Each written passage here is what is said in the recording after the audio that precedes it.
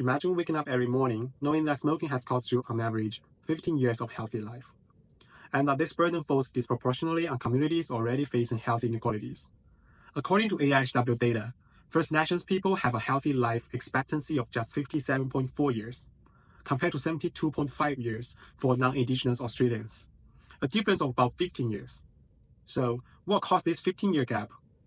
According to AIHW data released in 2018, the single largest risk factor contributing to this gap is smoking, accounting for 20.3% of the total disparity, significantly more than the second leading factor, overweight and obesity, 14.9%.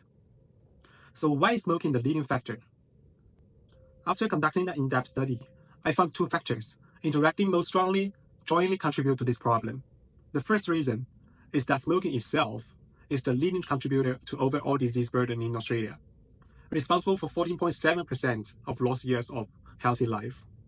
The second reason, also our potential breakthrough in solving the problem, is the consistently higher smoking rate among Indigenous Australians across all age groups. For example, in the 35 to 44 age group, 39.4% of the Indigenous people smoke daily, compared to only 10.9% of the general population. Hence, the AIHW could help close the 15-year healthy life expectancy gap by reducing smoking rate among First Nations people. But how? Research by Caroline Free in 2011 and by Stephen Howard in 2025 shows that culturally tailored, text message-based program can significantly improve quit smoking rate. In this context, the Australia Department of Health and Aged Care should develop a culturally adapted, SMS-based smoking cessation program designed specifically for Indigenous Australians to be piloted nationally by mid-2026.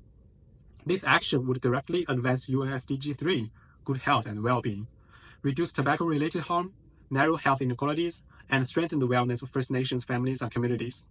Still, there could be some potential debate. For example, many remote Indigenous communities still lack reliable mobile access. In 2016, 1 in 8 adults have no phone, and weak signal meant an SMS program could miss over 12.5% of people. However, this insufficient mobile access argument relies on outdated data.